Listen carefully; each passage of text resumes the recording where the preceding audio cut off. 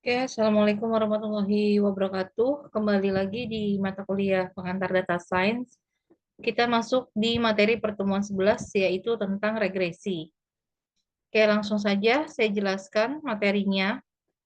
Eh, kita masuk ke regresi, di mana regresi ini adalah pengukuran hubungan dua variabel ya, atau lebih, yang dinyatakan dengan bentuk hubungan atau fungsi.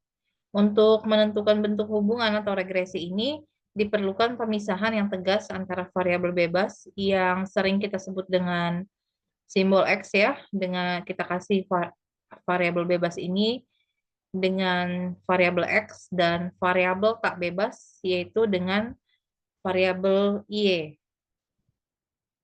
Nah, regresi sebelum kita lanjut ya, kita pahami dulu mengenai regresi ini, di mana regresi merupakan salah satu dari metode analisis data yang digunakan untuk memprediksi nilai dari suatu variabel Y berdasarkan variabel lainnya atau variabel X. Jadi kita memprediksi suatu nilai ya hasil dari variabel Y uh, berdasarkan variabel X-nya atau mencari hubungan matematis antara input dan output.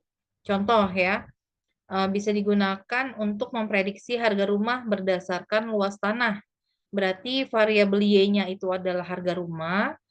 Nah, ketergantungannya yaitu pada variabel X, yaitu luas tanah. Atau memprediksi nilai ujian berdasarkan jumlah jam belajar, yaitu variabel Y-nya berarti nilai ujian. Mempengaruhinya dari mana? Yaitu dari si variabel X, yaitu jumlah jam belajar. Atau juga memprediksi penjualan toko berdasarkan iklan. Nah, regresi ini termasuk dalam jenisnya supervised learning karena dia ada label ataupun nilai target yang jelas. Nah, di sini ada regresi linier ya. Sebelumnya kita harus tahu dulu kenapa harus belajar tentang regresi ya. Apakah regresi itu penting nggak sih dalam data science? Nah, konteksnya adalah kita katakan regresi itu sangat penting. Kenapa? Karena banyak keputusan bisnis yang memerlukan prediksi angka, mengukur seberapa kuat hubungan antar variabel, kemudian juga membantu melakukan forecasting atau ramalan. Dan bisa juga digunakan sebagai dasar untuk mempelajari model yang kompleks seperti random forest regression ataupun neural network regression. Untuk regresi linier, ini adalah bentuk hubungan di mana variabel bebas atau X maupun variabel tergantung, yaitu variabel Y, menjadi faktor yang berpangkat satu. Regresi linier sederhana itu bentuknya Y sama dengan A plus BX plus E. Ini fungsi atau rumus sederhananya ya. Untuk jenis-jenis regresi itu ada dua, regresi linier sederhana dan juga regresi linier berganda.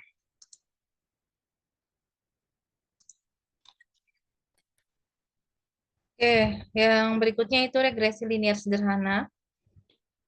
Regresi linier atau linear regression adalah teknik yang digunakan untuk memperoleh model hubungan antara satu variabel dependen, yaitu variabel Y, dengan satu atau lebih variabel independen atau variabel X. Dan jika hanya digunakan satu variabel independen dalam model, maka teknik ini disebut sebagai regresi linier sederhana atau simple linear regression. Berarti hanya ada satu variabel yang mempengaruhi saja, ya. Apakah variabel apa yang mempengaruhi variabel X ya, atau variabel Y ini bergantung pada variabel X itu apa saja. Kalau variabel X-nya cuma satu, berarti regresi linear sederhana masuknya. Nah, pada regresi linear itu ada dua variabel, yaitu dependent dan independent. Tadi variabel dependent itu kita kasih simbolnya dengan variabel Y.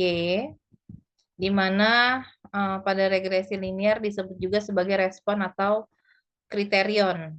Nah, eh, kita bisa memberikan eh, si variabel Y ini atau variabel dependen ini bisa kita sebut juga dengan targetnya ya atau hasil output. Jadi variabel yang dipengaruhi atau dijelaskan atau diprediksi oleh variabel independen.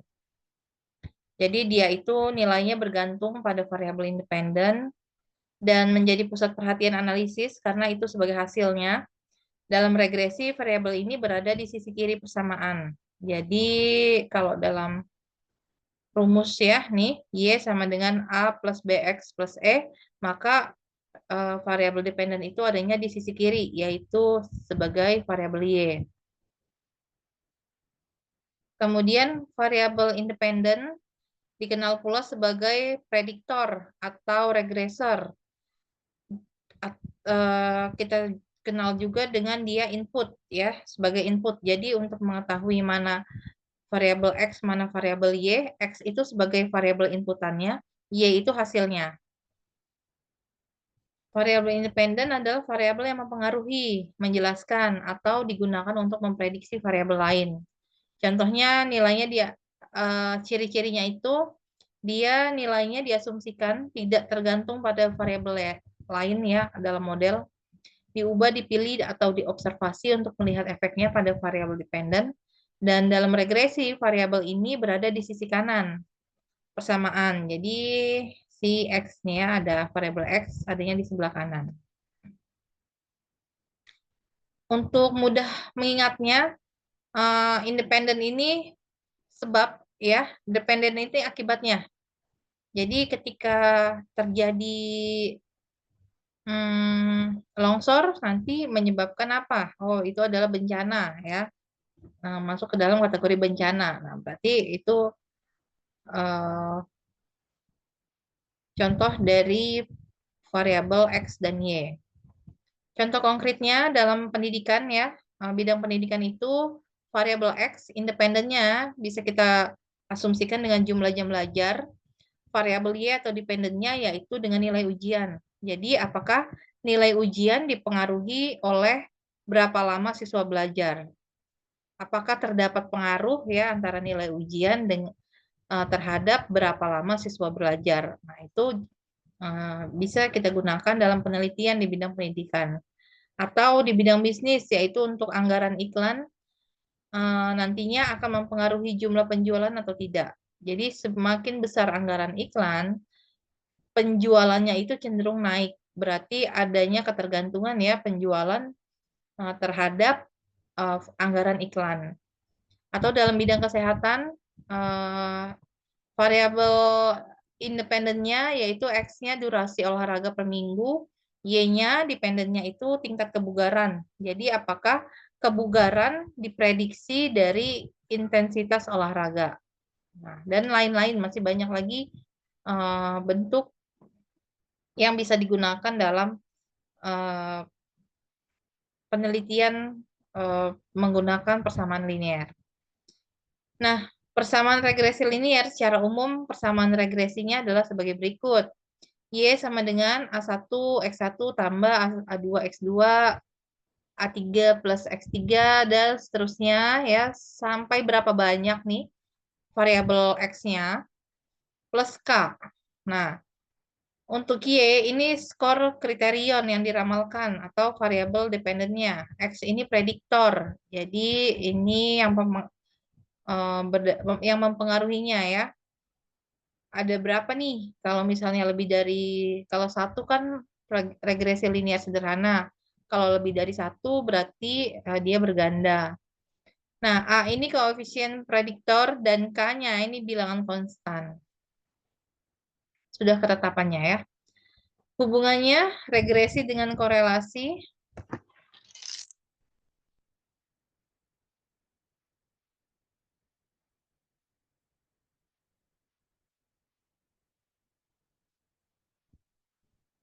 Dalam metode yang dipakai untuk mengukur hubungan antara dua variabel atau lebih ya, Beberapa contoh penggunaan korelasi dan regresi seperti di bawah ini, yaitu banyaknya anakan dengan produksi padi, kepadatan penduduk dengan upah buruh harian, jadi mencari pengaruh atau keterkaitan hubungan.